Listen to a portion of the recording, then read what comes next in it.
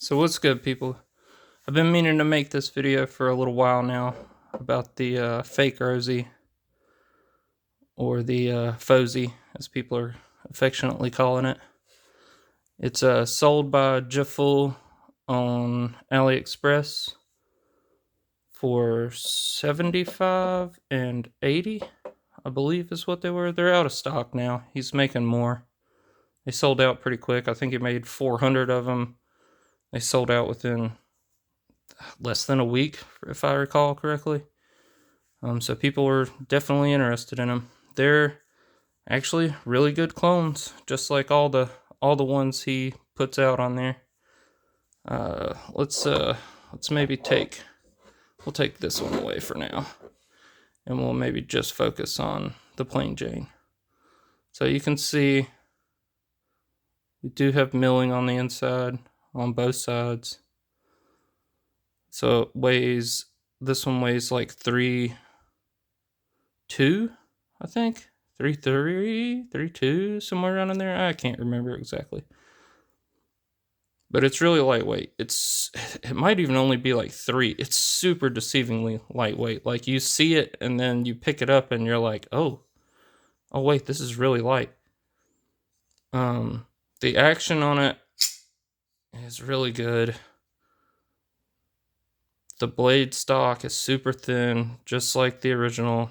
It came with an amazing edge on it. He puts a phenomenal edge on every knife he sells, better than any production knife I've ever gotten, whether it be Kaiser, Wee, Vosteed, it doesn't matter, you name it. I've never gotten an edge as nice as the ones that I get on these fakes, which is just bonkers to me. I don't know what they're doing, but a lot of it is just the edge is laid back. It's like a 17 degrees, but then they come with almost a mirror polish on them. Yeah, so this thing it cuts like nobody's business. And this is 154 cm, which he lists hardness results on his website and then shows the paper of the steel from the steel manufacturer. So he goes like out of his way. He does more than like regular Chinese OEMs do, which I guess he has to do because he's selling fakes, and so people don't trust him, you know? It's full titanium, frame lock, full tie milled clip. Like I said, internally milled out to reduce weight, and it's a dream to cut with. Nice jimping, which is on the spine and on the scales. Fits in your hand when you're choked up in the choke up spot, just wonderful. The clip is a thing of beauty. It goes in and out of the pocket like a dream. So all of this is stolen design. All of this is not credited to him. This is credited to Oz Machine Company, who spent who knows how many hours, days, weeks, months refining this knife and making it what it is, you know. And the real one cost, $900. I don't think it's worth $900. People can dispute that all they want. Your money's your money. You can spend it on whatever you want. I don't see $900 worth of a knife, even if it is Magna Cut 20 CV heat treated at 63 to, I don't care if it's, what it's heat treated at, it's not worth $900. Not with no flat scales, no mill work on it. The design can only carry it so far, in my opinion. Does this thing slice better than some of the other knives I have? Maybe, maybe, but, $800 more? I don't think so. I mean, is that crazy to say? So the action on it, like I said, is really good. You can thumb flick it, but I feel like this knife was never really meant to be thumb flicked. And the detent on this fake is obviously lighter than it's going to be on the original. I can fail it, but I have to kind of want to fail it, if that makes sense. Obviously not doing it like that.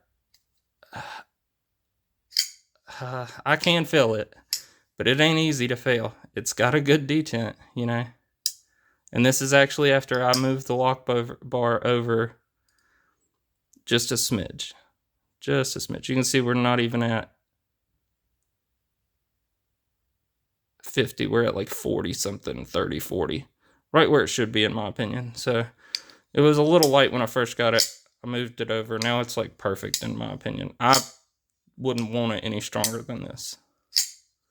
To me, this is kind of perfect. And you can front flip it, but this thing's definitely not meant to front flip. And I have to throw wrist into it to be able to do it. So it's just not meant to do it that way. It's not satisfying to do it that way. The reverse flick's where it's at. And then just the cutting that you get out of this thing. This, because it's a full flat grind all the way up, and they put an amazing edge on it. It just goes through material like you wouldn't believe. And then because it's so lightweight, it's a winner. That's for damn sure. So I can kind of, let's bring out the milled one. The milled one is nice. You know, it's anodized, the blue color. Like I said, the milling's nice. I'm not a big fan of this color of blue. I'm gonna probably take it off of this one with Winx remover when I get around to it. The detent on this one's a little lighter because I never moved the lock bar over.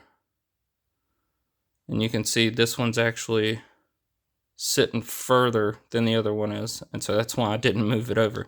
So some of them you can, some of them you can't. And it's not like this one's terribly light. And let's see if I can feel it. It's just not near as satisfying as the plain Jane. I still can't feel this one. There we go. But you have to try to feel it if you're going to feel it. It's still really, you know, a good reverse flicker. It's just not, it's not as well dialed in as this one is. But I like this one more. I spent more time fussing with this one to get it where I wanted it. It wasn't like this right out of the box. I had to fuss with it to get it where I wanted it. Unlike the SPK Lumia fake that I got from him, which was the second version of that fake he's done. And it's, in my opinion, better than this knife. Done better, made better, better action, better closing action. Just everything about it's better. And I think it's only because he's done a version 2, because the version 1 of the SPK wasn't all that great. So I think when he comes out with a second version of these, they're going to be even better than this one. For the same price, mind you. You can close it without doing the knockdown with your index finger, but it's not satisfying, in my opinion. I feel like this knife was meant to be closed this way. Some knives, you just pick them up and you just instinctually know that this was the way they were intended to be closed, and this is one of those knives. Another knife that I feel like you close the same way as these, I actually brought it out for this reason, is the Fireball. For a long time I didn't really like this knife, and it was because I was trying to let it fall to my thumb and then shake it closed, which is still satisfying to do it that way. But if you do it the same way I'm closing the Rosie, where you're just pushing it down with your index finger and then closing it the rest of the way home with your thumb, it's, I don't know, for whatever reason, it's way more satisfying to me to close this knife that way. And the Rosie's the same way. And I don't even think it would matter if this was smoother or dropped close on its own or anything. I would still prefer to close it this way. It's just the way the lock bar cutout is, the way you disengage it, where you have to come in from the front instead of being able to come in from the side. It's just kind of the way it is. So let's talk about some things that didn't get done right. So this one, so I'll show you. So this does have the double detent system in it. But if you watch this one, there's the second detent.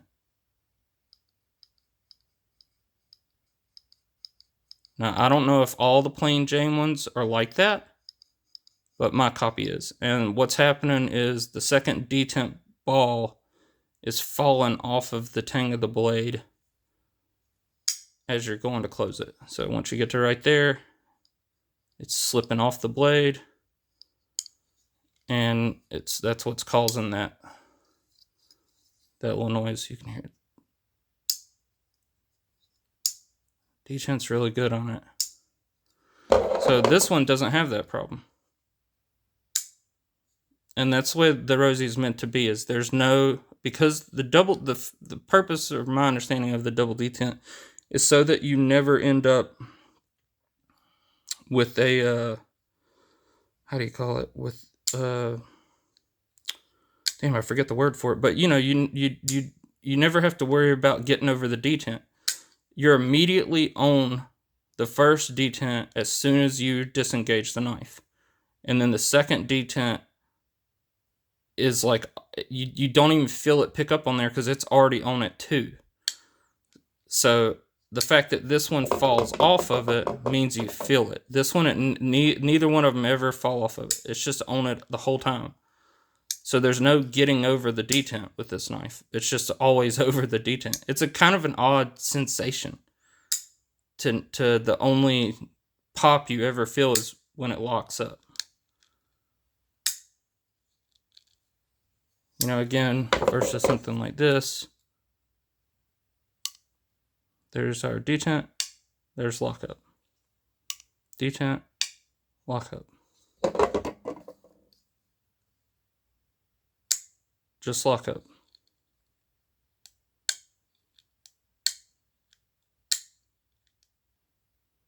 I mean, I guess if you wanted to say right there. No, because that's lockup. I don't know, maybe right there. Right there. I can feel it. That's the detent right there. Then I'm over it. That's how close it is.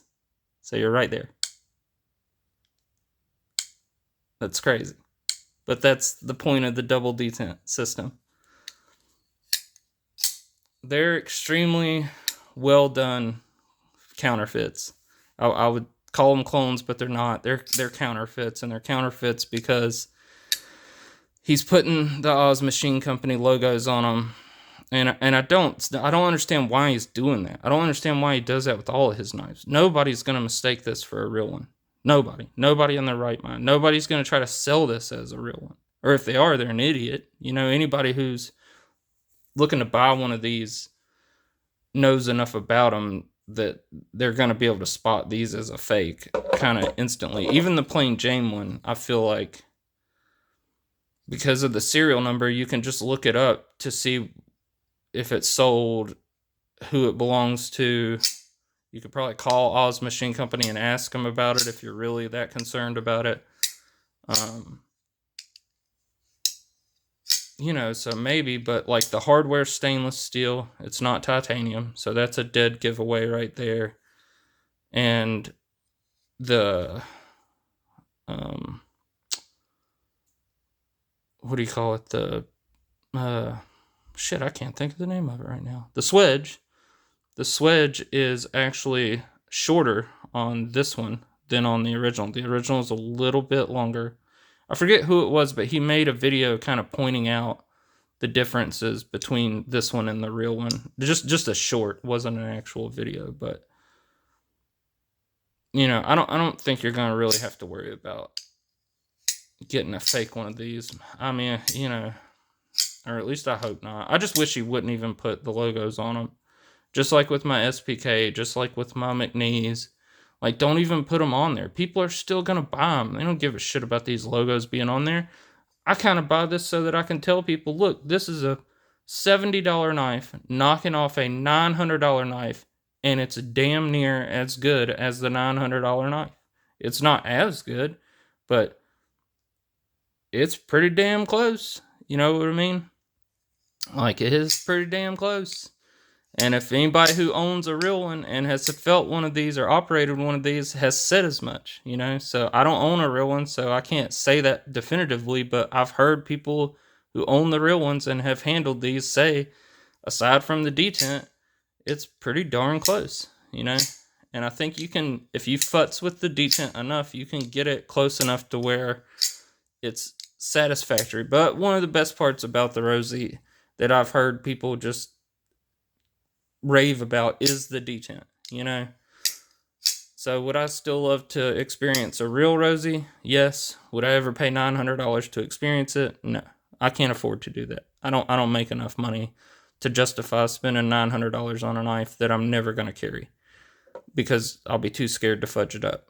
You know what I mean? Do I own $300 knives that I barely carry? Yeah. Do I own $200 knives that I barely carry because I don't want to fudge them up? Yeah. you know, but $900, we're kind of getting into a realm that I'm not quite comfortable enough to enter into just yet. And that's just me. Everybody's at different points in their collecting. So if you are, you know, more power to you. You know, that's great. I'm happy for you. And if you think the real one's worth the $900, great, more power to you. But I'm allowed to have my opinion too. And I think everybody is entitled to their own opinion. And if your opinion differs from mine, I don't think I should be bashed for it, and I don't think you should be bashed for it.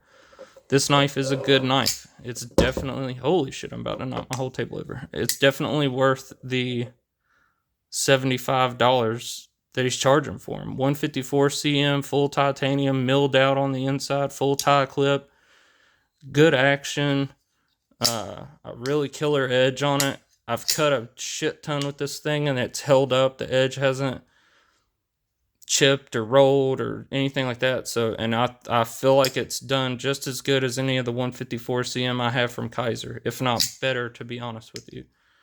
And I'm not just saying that to blow smoke. I honestly think that is true. You know, nobody's made videos about these yet, and I kind of understand why, because the first person who does is going to take a lot of flack for it. I put up some shorts about them, and of course you got people who will say what they're going to say, but, you know, it is what it is. I don't really care. You know, I bought them. I enjoy carrying them. I enjoy playing with them. Or not playing with them, fidgeting with them, whatever you want to call it.